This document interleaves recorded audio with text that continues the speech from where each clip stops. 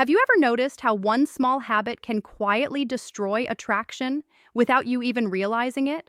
Not because you're a bad man, but because no one ever warned you.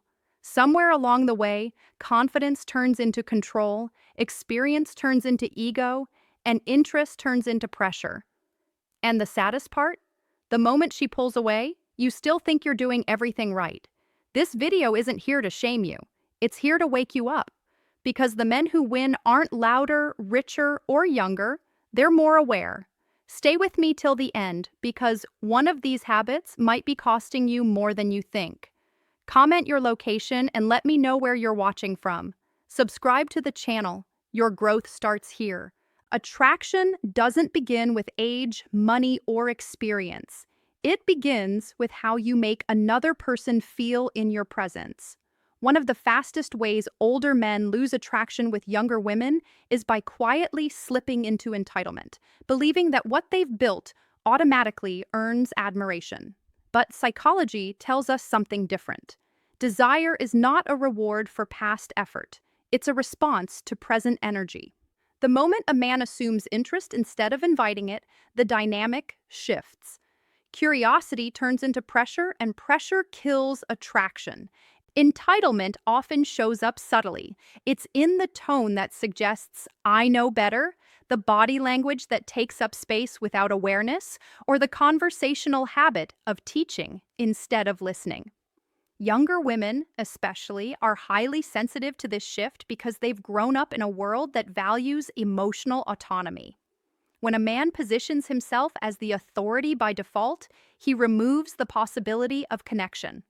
Attraction thrives in mutual discovery, not hierarchy. There's also a philosophical issue at play here. Entitlement is rooted in ego, and ego is always defensive. It needs to prove, to assert, to be right, but confidence doesn't need proof. Confident men are relaxed because they don't feel the need to extract validation from others. Younger women aren't repelled by age, they're repelled by insecurity disguised as dominance. When a man speaks from grounded certainty rather than superiority, his age becomes an asset, not a liability. Another mistake is assuming leadership means control. True leadership, psychologically speaking, is about creating emotional safety.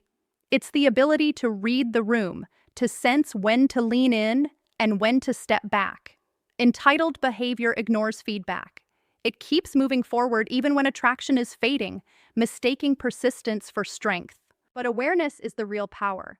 When a man adjusts instead of insisting, he signals emotional intelligence, and that is deeply attractive. What often goes unspoken is that entitlement isn't cruel, it's unconscious. Many men were taught that providing equals value, that experience equals authority. But relationships don't run on RA-summas, they run on presence. The most magnetic men are not the ones who demand attention, but the ones who make attention feel effortless. They don't assume interest, they inspire it by being engaged, curious, and emotionally available without expectation. When you remove entitlement, something interesting happens. Conversations become lighter. Attraction becomes mutual instead of forced. You stop performing and start connecting. Younger women respond not because they feel impressed, but because they feel seen. And being seen, without pressure, is one of the rarest experiences in modern relationships. Here's the truth worth sitting with. The moment you stop expecting attraction is often the moment you become attractive again. Another habit that quietly destroys attraction is the urge to prove something. To prove youth, power, relevance, or superiority. It often shows up as over-explaining, overperforming, or overcompensating. Bragging about past wins, flashing status, exaggerating influence, or constantly referencing how things used to be. Isn't confidence, it's anxiety trying to disguise itself. And psychologically, anxiety is contagious. Younger women feel it immediately, even if they can't name it. What they experience is pressure, not presence. There's a deep paradox here. The more a man tries to convince someone of his value, the less valuable he appears. Real confidence is quiet because it doesn't need witnesses. It's rooted in self-acceptance, not comparison. When an older man tries to compete with younger men on youth, energy, or trendiness, he unknowingly communicates discomfort with his own identity. And discomfort is never attractive. People are drawn to those who are at ease with themselves, not those trying to escape who they are. From a psychological standpoint, overcompensation often comes from a fear of irrelevance. But relevance isn't earned by proving you still have it. It's earned by being grounded. Younger women aren't looking for a man who mimics their world. They're drawn to a man who stands firmly in his own. When a man owns his age without apology, without defensiveness, it creates polarity. His calm becomes contrast. His certainty becomes grounding. That's where attraction lives. There's also a philosophical layer to this. Trying too hard places your worth in the hands of another person. You're no longer choosing, you're auditioning. And the moment you audition, you give away power. Attraction isn't built through performance, it's built through authenticity. When a man speaks, moves, and decides from a place of inner alignment, he doesn't need to sell himself. His presence does the talking. Another common mistake is confusing energy with value. Loudness, busyness, and constant stimulation are often mistaken for vitality, but depth creates intrigue, not noise.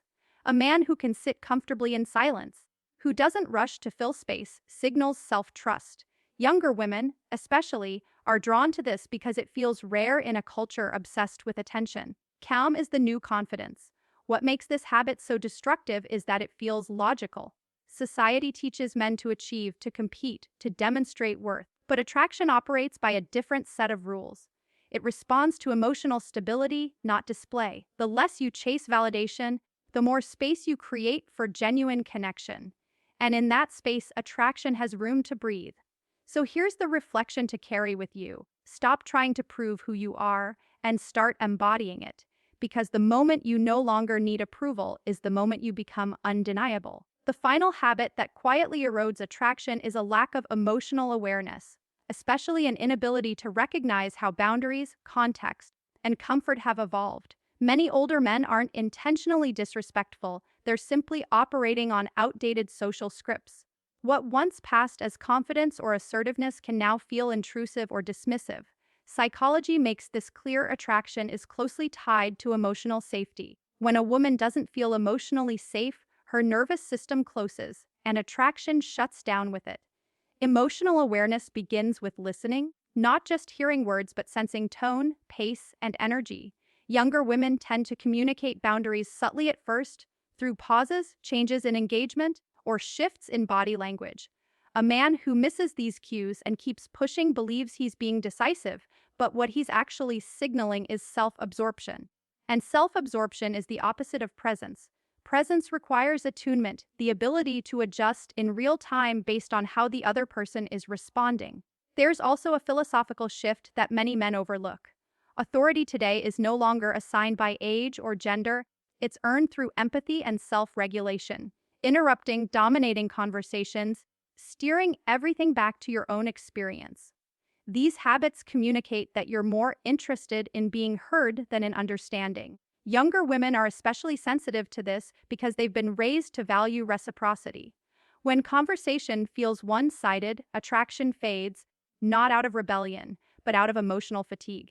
Another critical element is consent, not just physical, but emotional and conversational consent. Oversharing too early, pushing for vulnerability, or forcing intimacy before trust has formed creates pressure. Pressure triggers resistance. Emotional intelligence means allowing connection to unfold naturally, without rushing the process. When a man respects pacing, he demonstrates self-control. And self-control is deeply attractive because it signals maturity and stability. What often gets misunderstood is that adapting doesn't mean shrinking yourself. It means refining yourself. Awareness is not weakness, it's evolution. The men who remain attractive across generations are not the ones clinging to how things used to work, but the ones curious enough to learn how connection works now. Growth is attractive because it shows humility, and humility creates trust. When you combine emotional awareness with grounded confidence and the absence of entitlement, something powerful happens. You stop trying to win attraction and start creating conditions where attraction can emerge naturally. And that's the real shift, from force to flow, from control to connection. So here's the thought: to sit with attraction isn't lost because times change, it's lost when we refuse to change with them.